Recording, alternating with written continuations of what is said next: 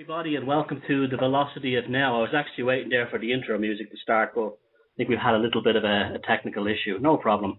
This is Thomas Sheridan again. I'm on my second episode of the Velocity of Now, my new radio show here on Type 1 Radio. And I want to thank everybody who joined in last week, and I've been getting tremendously good feedback on the first show. So even though it was a bit chaotic, a little bit, and it was a new experience for me, it really made me understand how difficult it is to be a radio host. And I have a newfound respect for people who do that job.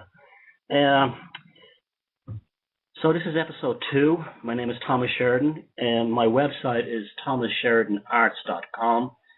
There's also links there to hundreds of articles, hundreds of videos, and films and so on I've made over the years, mainly pertaining to things like psychopathology and how it affects people in society, but also have a keen interest in things like art, symbolism, and other subjects.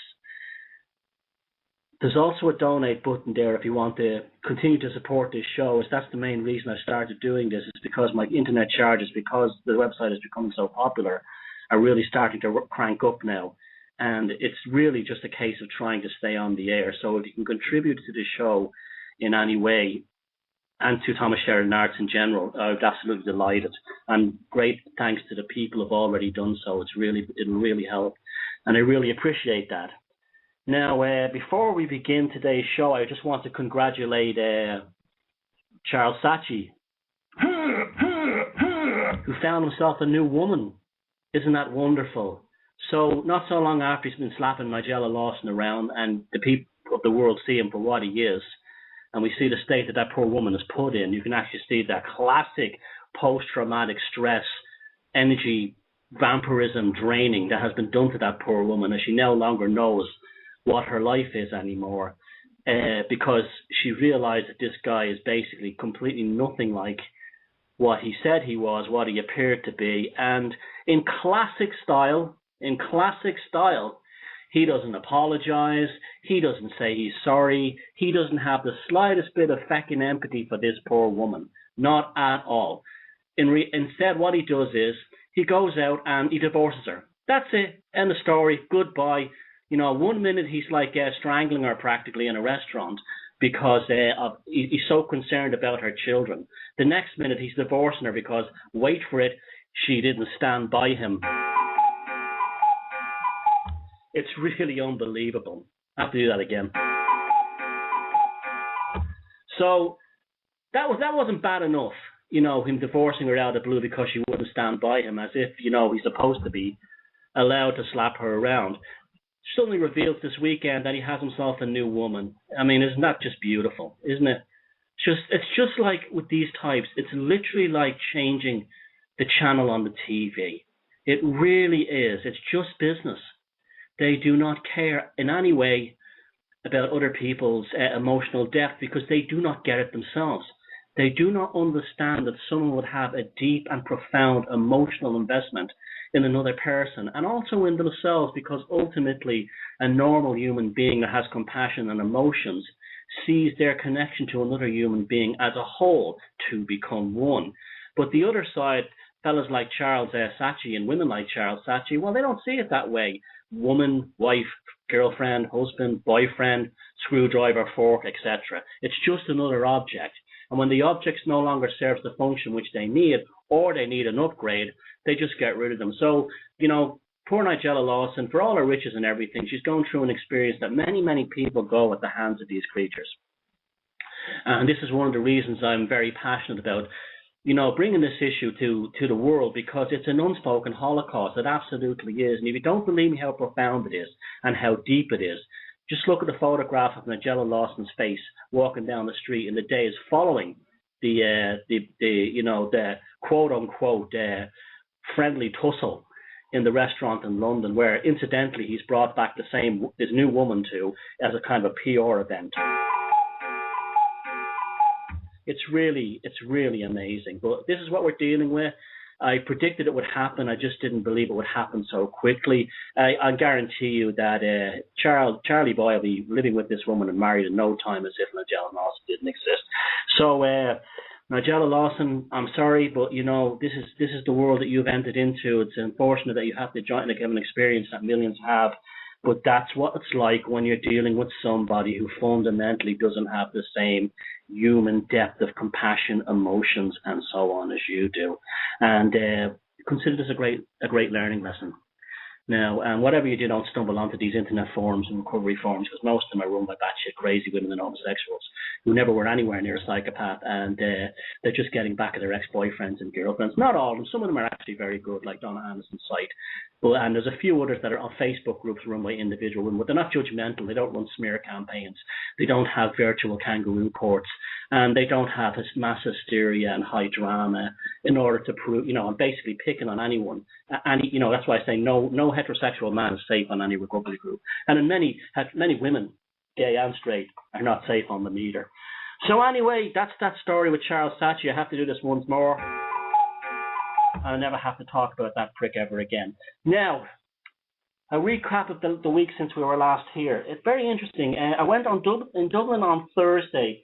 I went up to see the Stripped of My Rights event organised by Aisling Fitzgibbon and her mother, which was to highlight to the general public in the city on a spectacularly beautiful day the issue of fluoridization in Irish water, which is now reaching a pivotal point because this issue is increasingly becoming looking as if it's more and more winnable. Now, it was a great day. It was a wonderful day. I just went up initially to just offer my support and say hello. I was recruited into playing guitar with a kind of an impromptu band, and it turned out to be an awful lot of fun. And we played a couple of versions of songs like Pink Floyd songs and so on, and a few little impromptu jams and a little bit of Irish music, jazz music, gypsy music, and it was absolutely wonderful. And I met a few people I only knew through Facebook, and they were all lovely. So it was great meeting those people too. But it's also amazing to see how this campaign is working. It's working really well.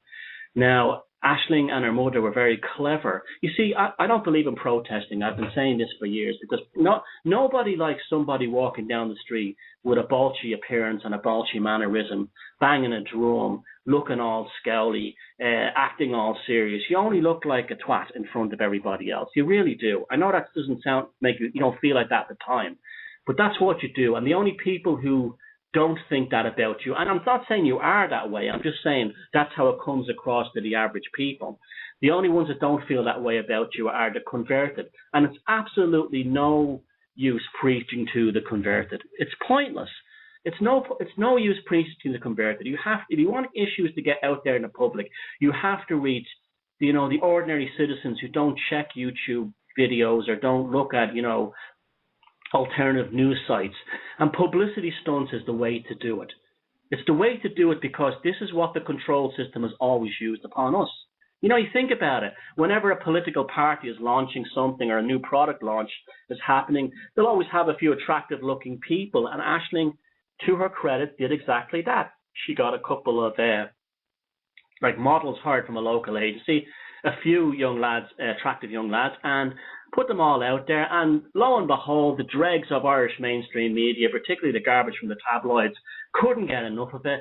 And between that and smiley, happy faces handing out flyers at the top of Grafton Street on a beautiful sunny day,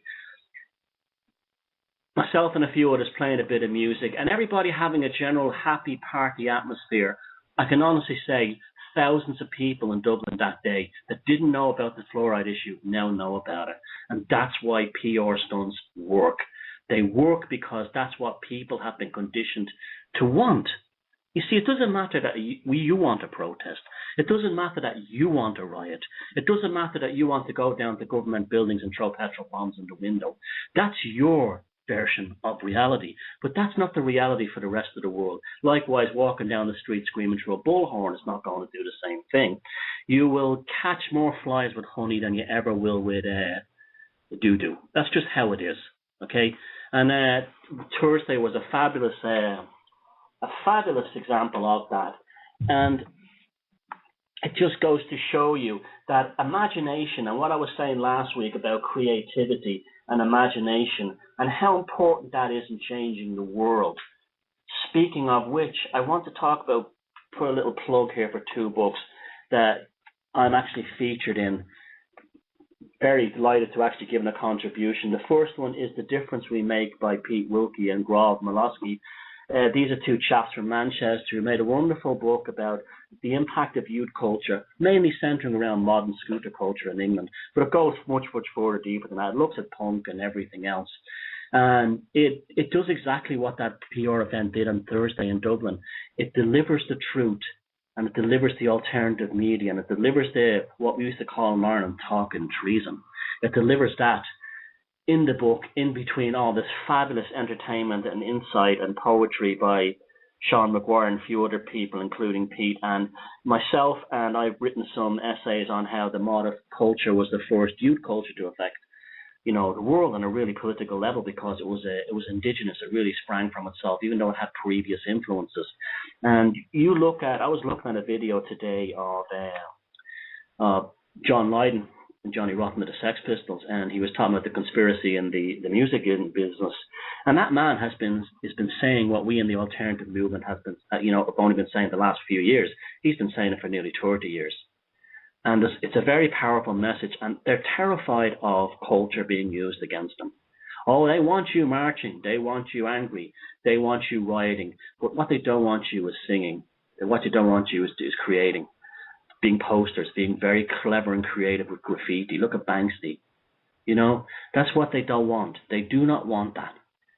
So we're going to give it to them. We're going to give it to them this way. And so The Difference We Make, which is a fabulous read. I mean, I loved reading about their growing up in Manchester. It's exactly the same as my life on the north side of Dublin, which shows that, ultimately we all have the same journey in life, no matter where we live, male, female, poor, black, white. It doesn't matter. We all have a story to tell. And if we can wrap and encapsulate that story around how the world is and the way it's become, it's a very powerful and beautiful thing. Just like this book, The Difference We Make, is a very powerful and beautiful thing, because so many people are going to be reading that, want to know that punk and the Manchester scene and scooters and the Who and the, small faces, and they're going to stumble upon people like me, Ben Stewart, Max Egan, Sean McGuire. Cool, eh? And that's what makes this book so unique, apart from the fact that it's addictive. It's like a drug, this book. You can't put it down once you start reading. So that's The Difference We Make by Pete Wilkie and Grob Molosky. I will put the link into this magnificent book into the page I do for each show, which I will post to my Facebook page. And it'll also be available through thomassheridanarts.com, the link that is, not the book. Speaking of Sean McGuire, I met Sean on Thursday in Dublin, and he gave me a copy of his book of poetry. He's finally committed his words to paper. Other than the handwritten paper that he pulls out of the bag with his poems on them. And he's kindly allowed me to write the foreword for the book, called A Selection of Poems Out of the Bag by Sean McGuire, with foreword by Thomas Sheridan. And I'll just read you what the blurb on the back. Sean McGuire was born in Cheltenham, England in 1965 of Irish immigrant parents, both coming from County Louth. Years of miseducation and religious indoctrination to rebel against gave him an outlet to vent his hostility on a brainwashed society divided by racism, bigotry, and other tensions perpetrated by the mainstream media used to control and manipulate. Poetry was his outlet, and he started writing poems at the age of 9 years old, which he still outperforms to this day. Being involved in the punk rock era was a wonderful release, although again the media spin was incredible as other music genres were usurped. So was punk. We'll be talking about how they usurp things later on the show. He now resides in Ireland with his wife and 2 children and performs poetry whenever asked. He has a show called Out of the Bag on MSI Radio. That's every Wednesday. It comes on at 9. I've often been a guest on it. You should listen to it. From 9 to midnight, covering a diverse range of topics, highlighting the psychopaths that rule our planet. So you see, it's all coming together now. You understand? Like, it really is. It's like the alternative movement, the activist movement, now understands that the issue is not necessarily, this sort of like the hidden man. The man, the man who's hidden. It's not necessarily that. It's absolutely psychopaths. And they're not just only at the top. They're in every aspect of society. And our job is to use our cultural and creative genius to point out how these feckers work, how these feckers operate, and how to actually isolate them from society to the point where they will be afraid to become politicians, where they'll be afraid to become media tycoons or business tycoons, because people will be going, they'll be looking at him and going, he's a fucking psychopath, that's the idea. Now, this is not a witch hunt. This is not to drive these people in underground. This is Pavlovian conditioning, behavioral modification.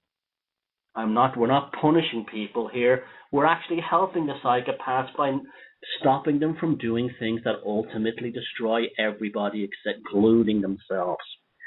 And if people say that's inhuman, I have no problem with it, because they've been using inhuman Pavlovian conditioning on us. What do you think education is, for Christ's sake? What do you think television is? Speaking of which, in the second hour of the show, I'm going to be talking about Jimmy Savile and what that case really means in terms of, wait for it, the Yorkshire Ripper. If you don't know about that, I'll be giving you an insight in that whole case.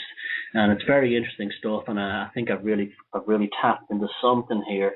I also want to give a shout out to some lovely people I met when I was in Birmingham. They're called the West Midlands Against Fluoridization. The West Midlands, and in a place like Birmingham, they still have fluoride. So they're trying to do similar work to what we're doing here in Ireland. Remember, their fight is our fight, your fight is my fight is our fight. We're all in this together. It doesn't matter what side we come from. We can all have our differences, but once we understand the common issues that bind us are also the issues that will actually make us powerful. And their website is www.wmaf.org.uk. That's www.wmaf.org.uk. That's the West Midlands Against Fluoridization, and I will put a link to that up on the page for this show as well. Now, what's on today? I'm going to be having a few little interesting book reviews, the Jimmy Savile thing. I want to talk about, this is interesting. This morning, when I was at the shops, I was in the car park, and, it takes a lot for me to really get into the conspiracy stuff. It really does. I'm actually quite conservative. For the simple reason is that I got into this stuff before a lot of people did many years ago. And I discovered back then that people didn't want to hear information which just wasn't on the mainstream, and they would laugh and ridicule at you. So I've been, and it was a good thing, because you know what they say, you learn from your mistakes. So I was very, very cautious, and I made a point of actually never jumping into something just because it's a 10-minute video on YouTube or whatever. Now, the chemtrails issue, okay, that's another thing I avoided with a 10-foot pole, and I'll tell you why. Because you have to remember, in so many of these conspiracy theories, often the conspiracy is the conspiracy. By that I mean is they create a conspiracy theory to ridicule and hide what's really going on. So in the case of what they call the chemtrails, the initial conspiracy was they're gassing us from the skies to try and reduce population, when in reality you cannot find really a lot of hard evidence on this. You just can't. Now, there's all kinds of photographs are flooding the internet that have pictures of airplanes with these kind of these tanks inside them connected by tubes, and they're being used as proof that the chemtrails are being used to gas us. They are water ballast testing tanks. They're used to test aircraft responses. What they do is when they're testing a refitted, a rebuilt, or a brand new aircraft, they put water ballast tanks on either side of the plane.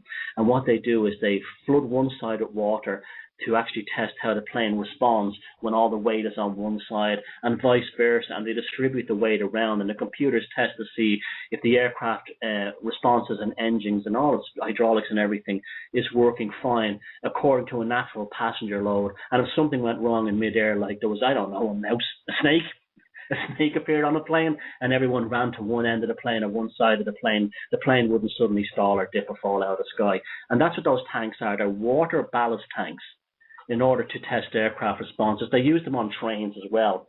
They're just to simulate passenger loadings and movements. So you have to be very careful. Now, having said that, I absolutely agree that aircraft trails today are nothing like what they were when we were growing up. And, I'm a skeptic at heart, but I'm not a closed-minded skeptic. I don't laugh at people. I look and I try to see everything, fairly. And I try to see it from all sides before I jump in and make a decision. And the first thing I went through was obviously, well, okay, let me look at this. There's a lot more planes in the sky today, but that wouldn't account for these aircraft trails that suddenly, they dissipate and become milky clouds. That wouldn't account for that. Even if the engines are more powerful, that wouldn't happen. They would just be like the traditional aircraft trails from traditional aircraft engines, and they would vanish after a few minutes. Also, I think that there's more planes in the sky than ever before. Well, the same rule applies there. And then I was thinking, well, there are changes in the sun. That's something I've observed for a while, that there's been changes in the sun. The sun seems to have lost its red-orange tint. This is apparent if you look at photographs or even paintings going back, landscape paintings. You will see that shadows were often portrayed. That's the great thing about being an artist or a photographer or something. You can look at things differently. You're given a different set of vision, which is very useful. But you could see that the shadows in older paintings and even photographs, and it has nothing to do with Kodak film or Fuji film. This is just how it was. You could see that shadows had a sort of a slight purple tint, indicating that the spectrum of the sun was higher, red. That seems to be vanishing, and shadows nowadays, in the last 20 or 30 years, are more of a cold blue colour. There's a kind of a coldness to light, and that's why film looks quite different today. It's not because it's oversaturated. The saturation of film is different today than it was. The highest quality film from years ago was just as clear as real-life digital images. In fact, in many ways, it processed colour more accurately than digital did in terms of the blending of saturations, because the reality is more like an impressionist painting. It's a blending of different, particles of light. It isn't actually specific down to pixels like on a digital image. So they're very reliable, old high quality film. So the sun had changed colour, so there's obviously been change in the sun. There was also a very long solar mean, and there was a long time where there was no solar spots. And so I was wondering, and there's also been new cloud formations that have been discovered in the last few years. So I'm thinking to myself, okay, changes in the sun are affecting how water vapor condensed in the atmosphere, because cosmic rays are what ultimately forms clouds on Earth by hitting the water vapor in the atmosphere and collecting it as clouds. And that didn't make any sense either, because I was actually seeing these things stopping in midair and now starting again. So there seemed to be almost like an on and off switch. Again, I don't believe that they were gassing us because or wanting to wipe us out, because there's loads of other ways of doing it. You can do it with food and water, which they're probably doing anyway. So the thing was, the obvious thing would have been geoengineering. Now, what I saw this morning has now kind of confirmed that to me. I saw, if you go to my website, thomassheridanarts.com, you'll see I titled the article, Physics Defining Aircraft Trail. We watched a plane fly overhead, and what happened in front of it, there seemed to be a dark, almost like a distortion of the atmosphere, as if some kind of microwave or high energy pulsing was actually being fired in front of the plane. I know that sounds wacky, I know that sounds weird, but this is what I saw, and I don't exaggerate about these things. This was followed by an extremely thick trail, aircraft trail at the back. Thick, like it was like a white pipe in the sky. And then, remarkably, myself and my neighbour saw this. The sides of the aircraft trail started to be pulled out in either direction, as if they were being teased out like cotton. They were being teased out almost like cotton at very fast speeds. Within a minute or two, the single sort of very dense trail had spread out, and it looked exactly like a musical signal, like the sine wave that you would see like on SoundCloud, where it shows the musical signs, how the frequency pattern, exactly like that. If you go to my webpage, thomassheridanarts.com, look on the side, you'll see the photographs yourself. It's really bizarre, and the pictures don't do it justice. When you were looking at it on the ground, it looked exactly like that, because I took the picture with my camera phone, which isn't the sharpest in the world. So I'm officially throwing my hat into their geoengineering disguise. They're doing it on the sly. These foundations are putting lots of money in it, and the reason is, I think, is because all these kooks in the sort of like the foundations are actually funding these whacked out scientists to do geothermal engineering, because they're obsessed with global warming. They're absolutely obsessed with it, and even if we were sitting in a new ice age, they'd still sell us as global warming. And we've seen crackpot proposals like ships making steam to fill up the sea. And also, I was in England a couple of weeks ago, and I saw power station cooling towers on a very hot day producing far more steam, and they're condensing into very thick atmospheric cloud, which I've never seen a power station do in my life. I also believe that these cooling towers, some of them may be converted to some kind of cloud-making machines. I know that sounds wacky, but I know what my eyes saw. I've been watching power station cooling towers all my life. I've never seen them produce thick, heavy clouds. I produced a photograph of that as well. It's on my Facebook page. I'll stick it on the page for this show. So they're doing this, I think, like they've done lots of things. They've always been doing things like this. They fund these through these foundations. You have this, they did this particularly with the nuclear industry back in the 50s because people weren't particularly happy with it. Same with DDT. And now they're doing it again. They're testing kinds of geoengineering techniques. Now, the signal and the way the thing was pulsating, you hear a lot about HARP. If that's true, I don't know. But it sounds like an interesting idea. I think that something like that would be more likely to be aircraft borne. So if you go to the website, you can check that out. It's pretty freaky, all right. And so, again, it took me a while to get to this point. I knew something funny was going on with the aircraft trails in the sky. I never believed that, the Alex Jones kind of like 10-minute music, dun, dun, dun, dun, that they're coming to vessels, that kind of thing. Population reduction from the aircraft, that bullshit, that hyped up bullshit that he's paid to do. It's just that's a cover story, that. Like I said, the conspiracy is the conspiracy. That's what it is. That's what it is.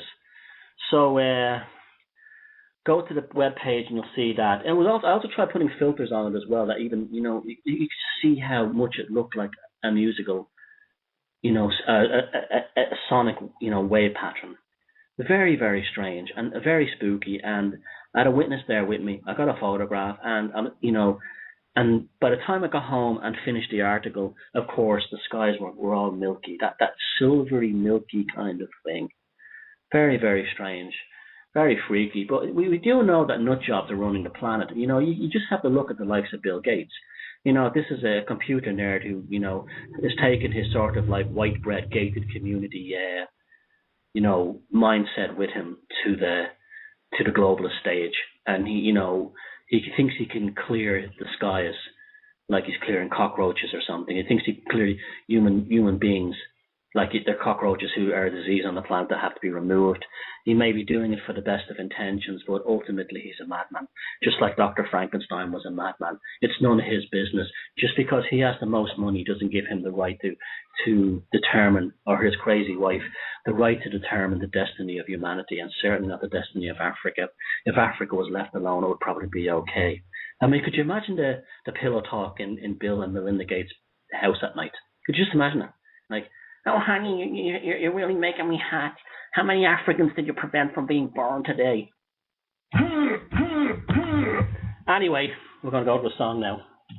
The first song is John Stokes' He Who Dwells, and this will be the first of 3 songs today, and you can cue that up, please, Steve, when you're ready. Thank you very much.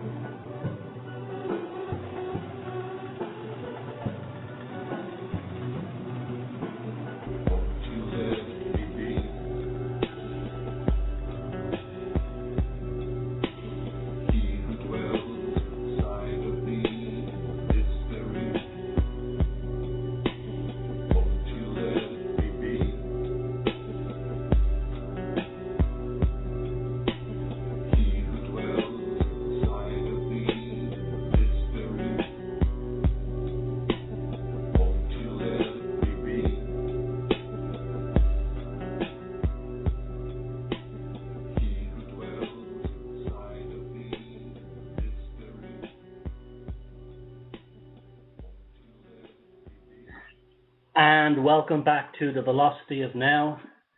I'm Thomas Sheridan, and I hope you're enjoying the show so far. My website is www.thomassheridanarts.com, and there's thousands of, well, not thousands, but hundreds of pages of information from there. It's a big gold mine. Go there, explore links, have fun. I've lots of comedy stuff I've written over the years in there too. Lots of paintings, and it's there as a magazine resource, and I want it to be useful to people, not just informative.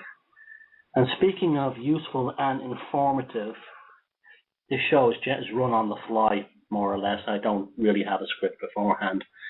I just before I came on the air, I saw someone talking about the Illuminati.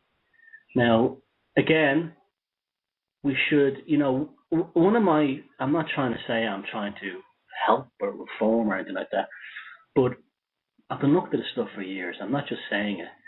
And in some ways, yes, things like YouTube videos and web pages and blogs have been fantastic. They've educated so many people, the stuff that the mainstream doesn't carry. But there's a lot of muck in there as well, unfortunately. And we live in an age, because of television, where someone can make a 10-minute video, say, on the Illuminati or symbolism or whatever, with the right kind of music, dramatic, talking like this, or the Alex Jones thing. I'm not putting on Alex Jones, it's just a style that doesn't work for me, but I'm sure it works for millions of others. But the music, and very daunting, all this kind of thing. And they talk about the Illuminati and all this stuff.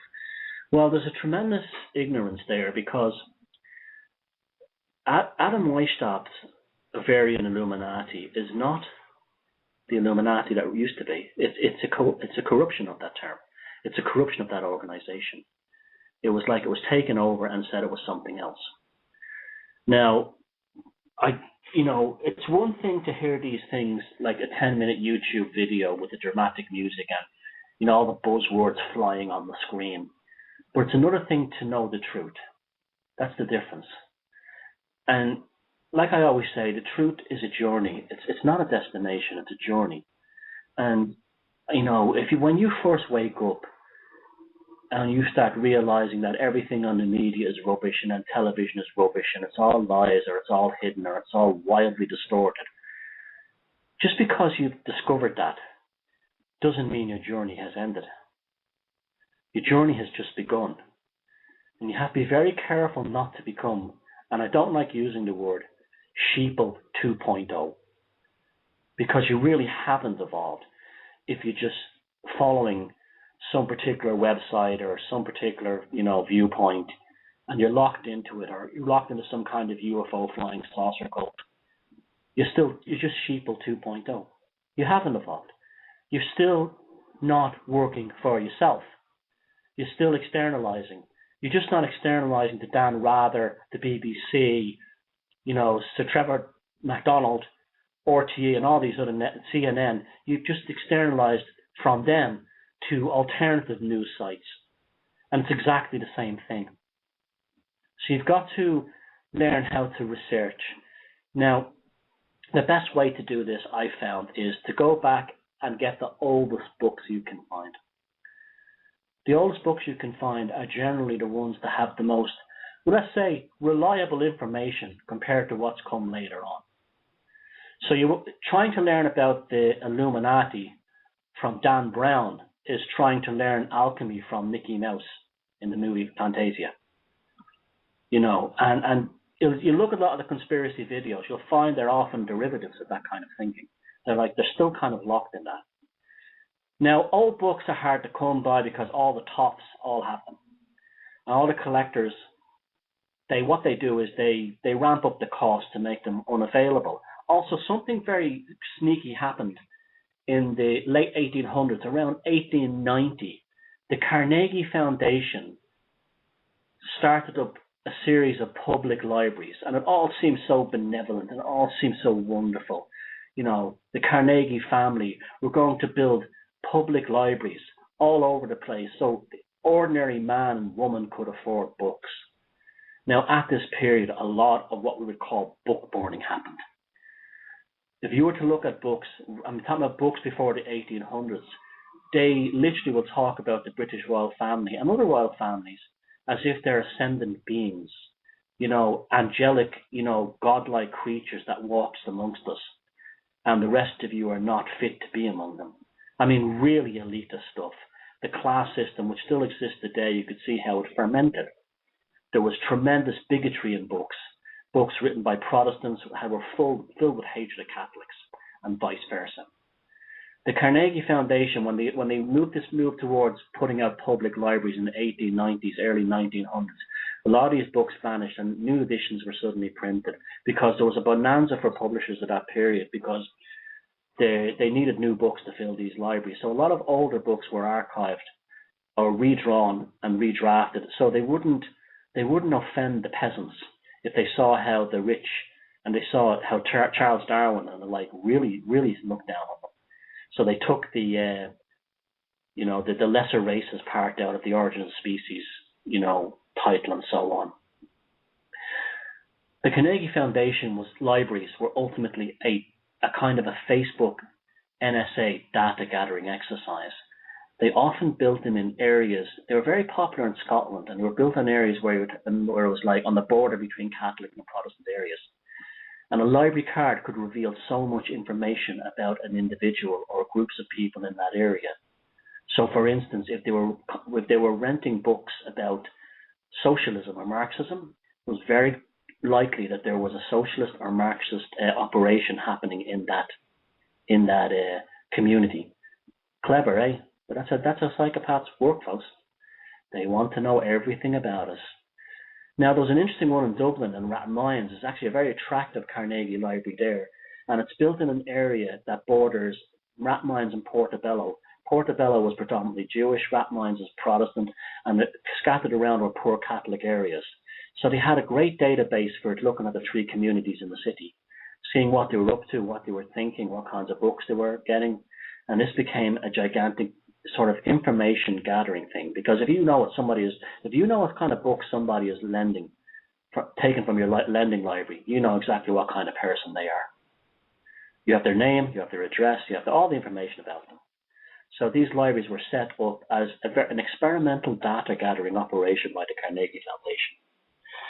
So you go looking for older books from prior to that time, and it's hard to find, but sometimes you get books that have been reissued in the 1960s and 70s that were sourced from voluminous archives of much earlier books. And one of these is the Encyclopedia of the Occult, a compendium on information of the occult sciences, occult personalities, psychic science, magic, spiritualism, and mysticism by Lewis Spence. Lewis Spence was, I believe, a Freemason in Edinburgh, aren't they all? And this book is just the bibliography at the back, the reference library at the back is a treasure in itself, because it just shows you the numbers of books he went from, many of them from the 17 and 1800s. And he has what I have the earliest description of the Illuminati. And I'm not sure what book it comes from. I believe it comes from a manual from a group called the Society of Gypsies, which was a Scottish Freemasonry group. So we're not talking about, Bible-bent conspiracy guys in the 1970s here. We're talking about as close to source from the people in the academia at the time of what these things mean. And this is what they say about the Illuminati. It's a phenomenal book, this, and well worth getting. Illuminati. The term used first of all in the 15th century by enthusiasts in the occultic arts, signifying those who claim to possess light, directly communicated from a higher source or due to a larger measure of human wisdom. We find the name in Spain about the end of the 15th century. Its origin is probably late Gnostic. How about that one? Hailing from Italy. And we find all sorts of people, many of them charlatans, claiming to belong to the Brotherhood. Well, nothing much has changed there. In Spain, such persons as laid claim to the title had to face the rigors of the Inquisition, and this is perhaps the reason why we find them in France in the early 17th century as refugees. I'm going to interject here. These are the guys who formed the Grand Orient Lodge in Paris, which became the most influential and probably the most powerful Freemasonic lodge in the world, because that's basically where republicanism came from. Here and there, small bodies of the so-called Illuminati, sometimes known as Rosicrucians, rose into publicity for a short period. But it was with Weishaupt, professor of law at Ingolstadt, that the movement first became identified with republicanism. It soon secured a strong foothold through Germany, but its founder object was merely to convert the followers into blind instruments of supreme will. Now, that's a different way of writing things. This is how you know this archaic language. But if you look at what will means in sort of in these kinds of archaic academic language is to change people's will. You know, like the original definition of magic is to change reality in conformity with will.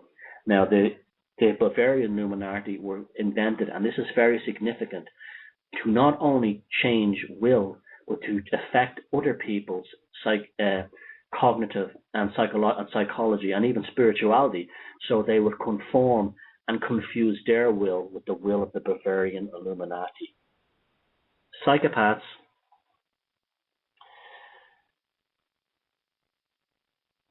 He modeled his organization on that of the Jesuits, adopted their system of espionage and their maxim that the end justifies the means.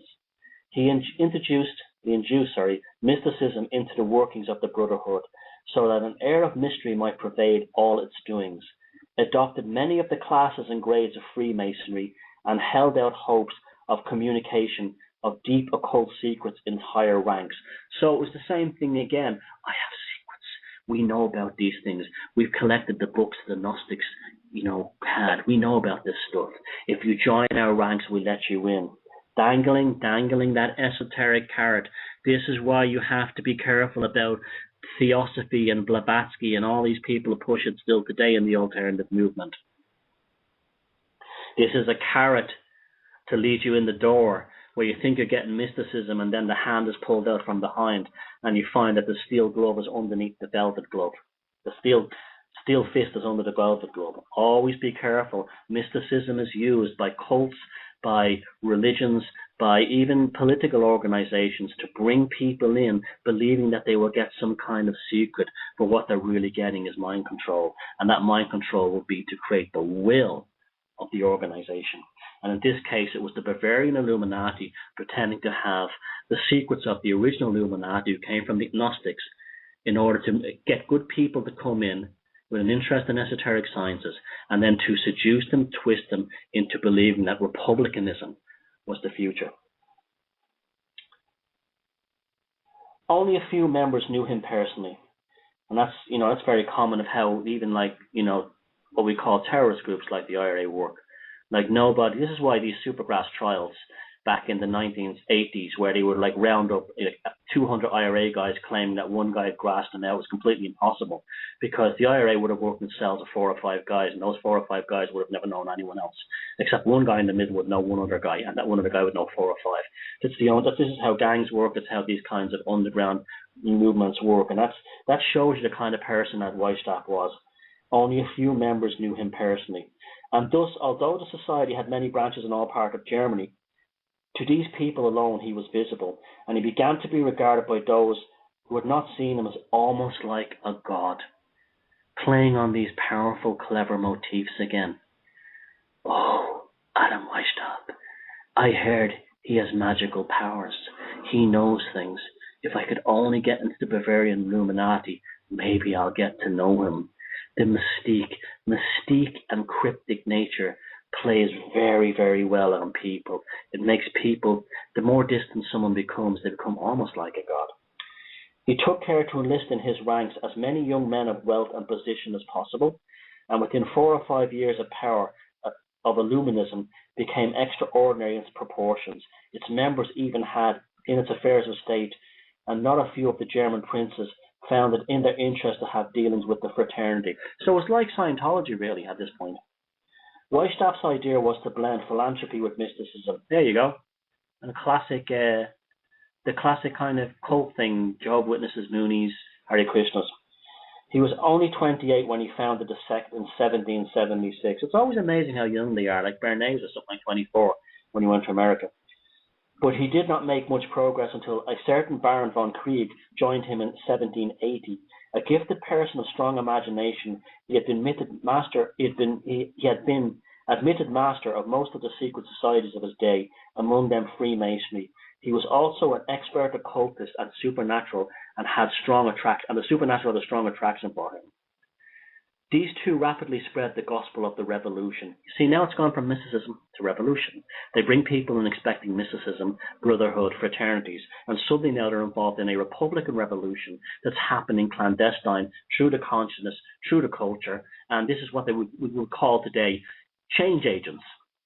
This is where this all comes from. It started with the Jesuits, was picked up by the Bavarian Illuminati, and it's revolution through consciousness rather than revolution through force of arms. Because it works. And that's what we have to learn.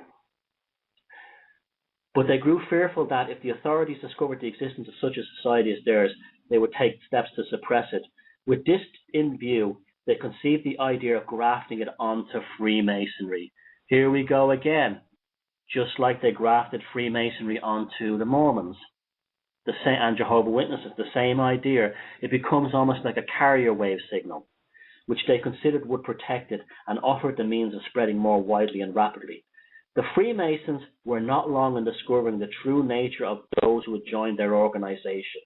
A chief council was held with the view of thoroughly examining into the nature of their beliefs held by them, and a conference of Masons was held in 1782, at which Krieg and Weishaupt attended and endeavored to capture the whole organization of Freemasonry.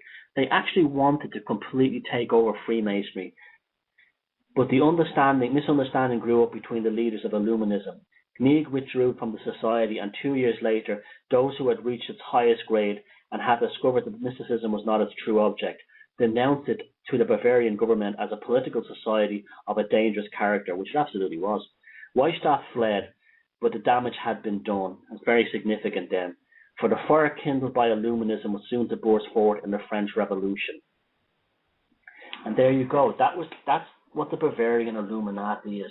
So when people talk about the Illuminati, they must be very specific, mention Bavarian Illuminati, because they're the ones who sowed the seeds which inspired the likes of George Washington, who I believe was the 8th president of the United States, if I'm not correct. I just didn't know that one. And these people spread their gospel everywhere, including Irish republicanism. For all it's we're Irish Republicans and Sinn Féin and all this, ultimately everything they believe in originated in the Grand Orient Lodge in Paris. It's actually a German system that they obtained a kind of a connection to in the Grand Orient Lodge in Paris, as did Benjamin Franklin, as did Thomas Jefferson, who lived in Paris and were highly connected to these Republican Freemasonic groups. Now, in their defense, they necessarily weren't evil or trying to be evil. They really did believe that republicanism was the way forward, because, and it had nothing to do with like the will of the people. They didn't care about the people. They didn't care about them at all. What they wanted was business. And the old feudal systems were no good for trade, and trade had to be expanded, and trade had to be, and commerce and commercial law and maritime law had to be enshrined. The best way to do this was through republicanism. So simply dukes became prime ministers, chancellors, and princes became presidents, and it just changed that terms of reference again. So republicanism took over where feudalism was, but ultimately the same people stayed in power. They just developed through republicanism a language or a system of wording that allowed them to do business better. That's why, in theory, the American Constitution and Bill of Rights sounds phenomenal, but you ask the Native Americans how well it served them. Same with the African Americans. The reason why they were not business. There was no business for them within the American Constitution. Therefore, they were written out and exploited it. In the case of the Indians, there was genocide. We live in a world that's nothing like you've been told it is. We live in a world that's manufactured and artificially created into something it's not. Then it's delivered to you in such a way where it sounds very sort of like benevolent and systematic in a logical way, but the reality is you're dealing with dogma. You're dealing with confirmation bias that's been driven into the heads of academics that filters down through the education system and takes everyone over. So that's the history of the Illuminati, as from the earliest books I can find. Study yourself, read up. Don't be depending on 10-minute YouTube videos. They may be great for getting you in the door, but as I said, don't become Sheeple 2.0. And this is a song called 8 Wave Sun, Sweet Harmony.